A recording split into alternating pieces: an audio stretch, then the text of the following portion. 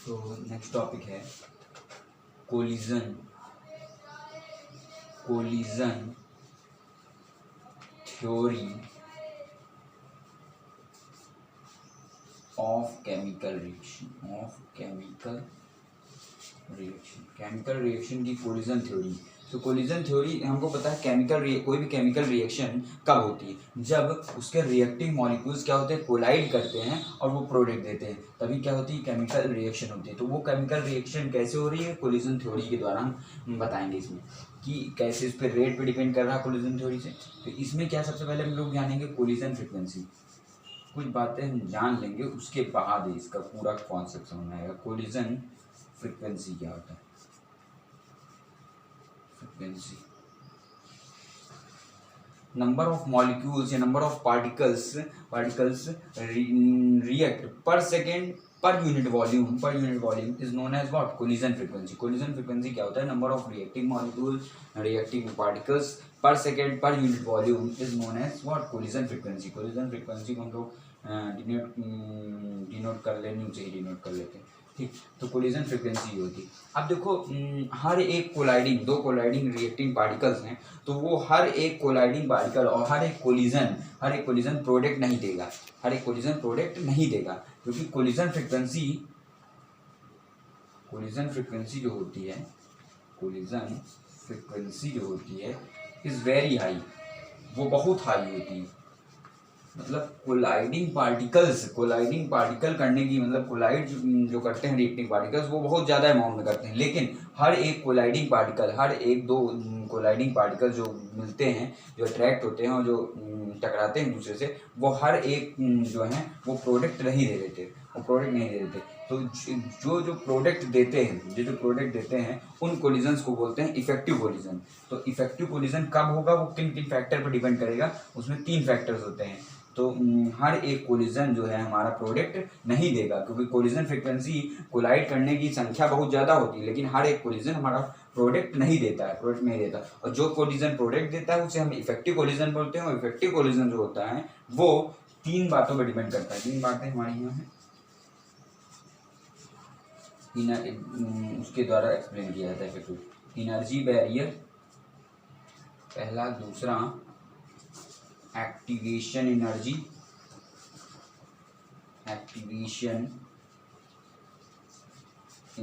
और third orientation barrier. ये 3 चीजें हैं जिसपे जाके आपका क्या करेगा, डिपेंड करेगा। जब हमारा कोलिजन जो है, कोलाइडिंग पार्टिकल्स हैं, वो प्रोडक्ट तभी देंगे। देखो, तो सबसे पहले इसको डिफाइन कर लेते हैं, फिर पूरी की पूरी थ्योरी हमारी सामने आएगी। जब हम इतने कॉन्सेप्ट जान जाएंगे, कोलिजन फ्रिक्वेंसी क्या है, हमारा एनर्जी बैरियर क्या होता है, एक्टिवेशन एनर्जी क्या होती है, ओरिएंटेशन बैरियर क्या होता है, इतनी चीज़ें जब हम जान जाएंगे, ये 4 चीज़ें जो जान लेंगे, तब जाके हमारे समझ में आएगी। तो इसमें देखो, सबसे पहले अगर हम ये एनर्जी बैरियर जान लें, तो ये क्या होती है, मिनिमम अमाउंट ऑफ एनर्जी होती है किसी भी पार्टिकल की कोलाइड करने के लिए। मतलब कि अभी पार्टिकल कोलाइड नहीं हुई, ये पार्टिकल्स का कोलिजन केवल करने के लिए ये एनर्जी बैरियर जो है, ये मिनिमम एनर्जी, इतनी एनर्जी पार्टिकल के पास होनी चाहिए कोलिजन फ्रिक्वेंसी को देने के लिए, कि इतनी मिनिमम एनर्जी होनी चाहिए ताकि ये पार्टिकल जो हो सके कोलाइड करे। तो it is the energy barrier में defined as the minimum energy which is required for the collision के लिए, इफेक्टिव कोलिजन नहीं, कोलिजन के लिए ये मिनिमम एनर्जी रिक्वायर्ड होनी चाहिए, उसे एनर्जी बैरियर या थ्रेशोल्ड एनर्जी भी बोलते हैं। अब उसके बाद एक्टिवेशन एनर्जी आता है। एक्टिवेशन एनर्जी क्या है, it is the minimum amount of energy which is required to give the effective collision देने के लिए एक्टिवेशन एनर्जी जो होगी वो मिनिमम एनर्जी होगी to give the colliding particle to give the product, कि कोलाइडिंग पार्टिकल जो है प्रोडक्ट दे दें। It is the minimum activation energy may be defined as it is the minimum amount of energy which is required to give the product after collision. Orientation barrier में क्या है कि when an accurate orientation अगर reacting molecules का, reacting particles का orientation अगर सही है तो वो इफेक्टिव कोलिजन दे देंगी, तो वो प्रोडक्ट दे देंगी। अगर उनका ओरिएंटेशन सही नहीं है, एक प्रॉपर ओरिएंटेशन में नहीं है, तो वो क्या करेंगी, वो प्रोडक्ट नहीं देंगी। जैसे हम मान लेते हैं कि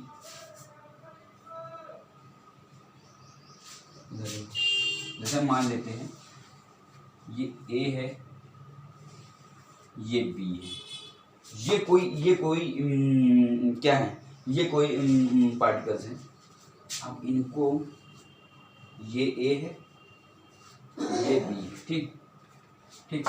अगर ये इससे आ रहा है कोलाइड होने, दोनों एक दूसरे से, तो ये क्या करेगा, ये जब कोलिजन होगा तो कुछ ऐसा फॉर्म होगा, बी ए बी ए। तो देखो ये जो है नो प्रोडक्ट, इस तरह की ओरिएंटेशन में कोई भी प्रोडक्ट फॉर्म नहीं होगा। क्यों? क्योंकि ये और ये तो मिले ही नहीं, ये मिले ही नहीं, ये दोनों मिलके इनका फोर्स ऑफ अट्रैक्शन भी कम होगा, कोलिजन करेंगे फिर तुरंत हट जाएंगे एक दूसरे से तुरंत फिर हट जाएंगे, ये प्रोडक्ट दे ही नहीं पाएंगे, फिर से वही रिएक्टिव मॉलिक्यूल्स बन जाएंगे।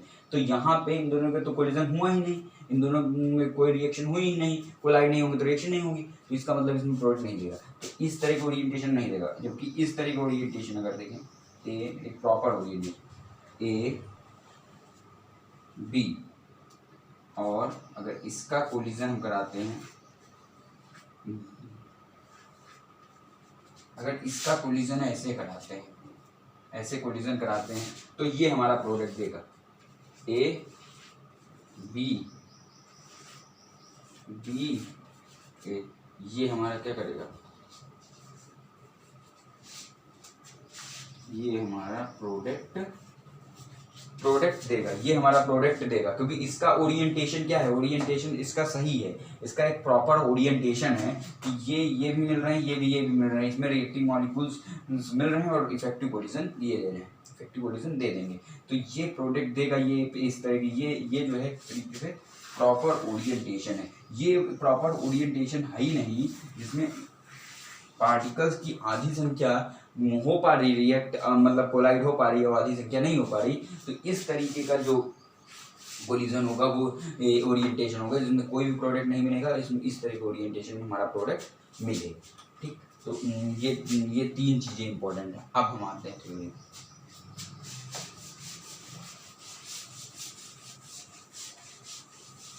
ओरिएंटेशन जानना, ओरिएंटेशन बैठिए जानना, ओरिएंटेशन। अब देखो, collision theory of chemical reaction यही बताता है कि हमारे पास कोलिजन फ्रीक्वेंसी होगी कि कितने particles per second per unit volume में रिएक्ट कर रहे हैं, तो वही कोलिजन फ्रीक्वेंसी। तो उसके बाद अब देखिए कि वही पार्टिकल्स, बहुत सारे पार्टिकल्स हैं, वही पार्टिकल्स कोलाइड करके प्रोडक्ट देंगे, वही पार्टिकल्स कोलाइड करके प्रोडक्ट देंगे जिनके पास कम से कम मिनिमम एनर्जी होनी चाहिए, एनर्जी बैरियर, कि वो कम से कम कोलाइड कर पाए। फिर प्रोडक्ट देने के लिए कम से कम इतनी एनर्जी हर एक कोलाइडिंग पार्टिकल के पास कम से कम इतनी एनर्जी होनी चाहिए, एक्टिवेशन एनर्जी होनी चाहिए, एक्टिवेशन एनर्जी बराबर कि या इससे ज़्यादा एनर्जी होनी चाहिए, ताकि वो इफेक्टिव कोलिजन दे सके। इफेक्टिव कोलिजन देना मतलब ऐसा कोलिजन जिसमें प्रोडक्ट फॉर्म हो जाए। और ओरिएंटेशन बैरियर, अगर एक प्रॉपर ओरिएंटेशन होगा तभी वो इफेक्टिव कोलिजन दे सकते हैं। तो हमने बताया कि कोलिजन थ्योरी में कि ये केमिकल रिएक्शन कब देगा, केमिकल रिएक्शन करेगा और प्रोडक्ट कब देगा। तो केमिकल रिएक्शन करेगा कब, जब ये तीन बातें कम से कम उसके अंदर होनी ही चाहिए, तीन बातें उसके अंदर कम से कम होनी ही चाहिए, तभी वो क्या करेगा, इफेक्टिव कोलिजन करेगा और प्रोडक्ट देगा। अब जैसे इसी में आर्हेनियस ने, फिर जब ये कोलिजन थ्योरी आई तो आर्हेनियस ने अपना कॉन्सेप्ट ले लिया, आर्हेनियस इक्वेशन। आर्हेनियस ने देखा एक्सपेरिमेंटली प्रूव भी किया कि रेट कांस्टेंट हमारा जो है, रिएक्शन रेट कांस्टेंट जो है, वो टेम्परेचर के साथ कैसे वैरी कर रहा है। और वहाँ पे उन्होंने बोल्ट्जमैन कांस्टेंट भी लिया, बोल्ट्जमैन कांस्टेंट से भी एक इक्वेशन निकाली। तो उसके बाद देखिए क्या इन्होंने दिया, K is equals to A E की power minus E A upon R T. इन्होंने इन्होंने ये क्या कहा कि rate constant is equals to A E की power minus A upon R T. इन्होंने कहा कि ये टेम्परेचर के साथ एक्सपोनेंशियली वैरी करेगा, ठीक। तो इन्होंने कहा, अब यहाँ पे देखिए ये क्या है, रेट कांस्टेंट है, ये क्या है, आर्हेनियस कांस्टेंट है, एक्सपेरिमेंटली इसकी वैल्यू इस कांस्टेंट की वैल्यू मैंने दी। ये is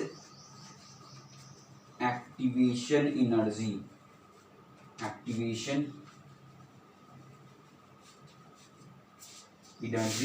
and T is what,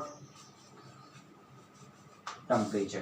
T क्या है, टेम्परेचर है हमारा, टी हमारा टेम्परेचर है, ये एक्टिवेशन एनर्जी है, ये के रेट कांस्टेंट, वो आर्हेनियस कांस्टेंट है, ठीक। तो इतना है। तो हमारा जो आर्हेनियस की इक्वेशन में ये दिखाया गया है कि रेट कांस्टेंट किस प्रकार वैरी कर रहा है, ठीक। किस प्रकार रेट कांस्टेंट जो है उससे टेम्परेचर से हमारा वैरी कर रहा है, ठीक। तो इसमें एक चीज़ और जान लेते हैं, अगर मान लेते हैं कि दो टेम्परेचर्स और दो रेट कांस्टेंट को अगर हमको क्या करना है, एक दूसरे से कंपेयर करना है, तो हम इसको निकालेंगे, लॉग ले लीजिए दोनों तरफ, log K is equals to log A minus ये अपॉन आर टी हो जाएगा, क्योंकि लॉग ई करके माइनस ये अपॉन आर टी हो जाएगा। अब देखो यहाँ से ये आ गया, ये हमारा हो गया है, ठीक। अब अगर मान लीजिए दो को हम कंपेयर करते हैं, K1 एंड K2 दो ले लेते हैं, ठीक। अगर मान लेते हैं हमने K1 और K2 दो रेट कांस्टेंट को कंपेयर करने की कोशिश की, K1 and K2 rate constant है, टेम्परेचर T1 एंड T2 ले लिया, ठीक, T1 एंड T2 ले लिया।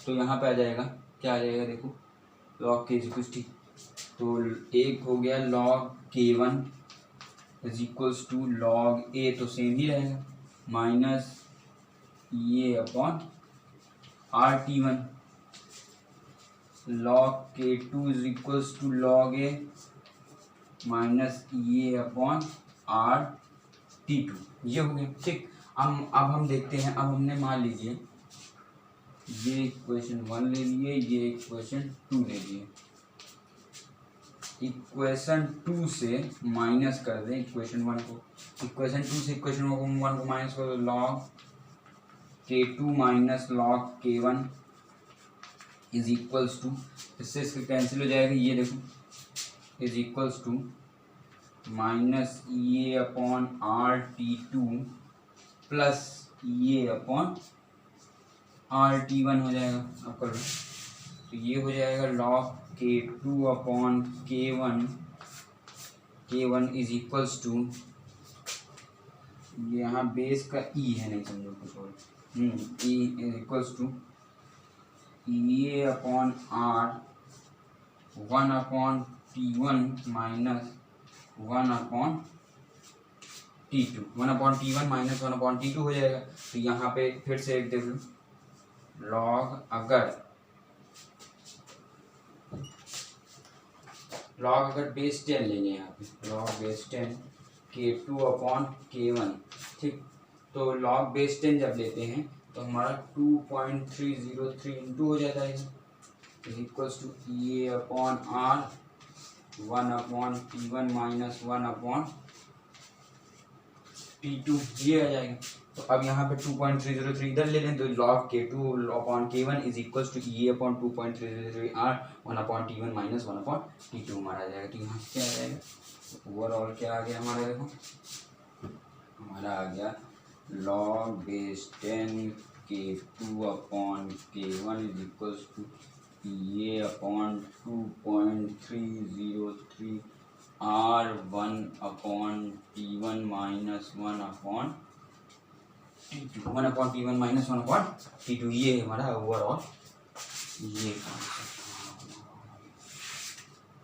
ये हमारा ओवरऑल कॉन्सेप्ट आ गया, जो आर्हेनियस ने दिया उसके हिसाब से ये है गया। अब अगर इसका आप ग्राफ भी बनाना चाहो तो एक्सपोनेंशियल ग्राफ आप जानते हो, यहाँ से इसको ले लो y equals to mx, slope करके ग्राफ खींच लो, कोई दिक्कत नहीं है, ऐसे खींच जाए ग्राफ। ठीक, ये जो था ये आखिरी कॉन्सेप्ट था, अब खत्म हो गया। अब इसमें कुछ इम्पोर्टेंट नहीं है केमिकल काइनेटिक्स में, कुछ ऐसा भी नहीं है।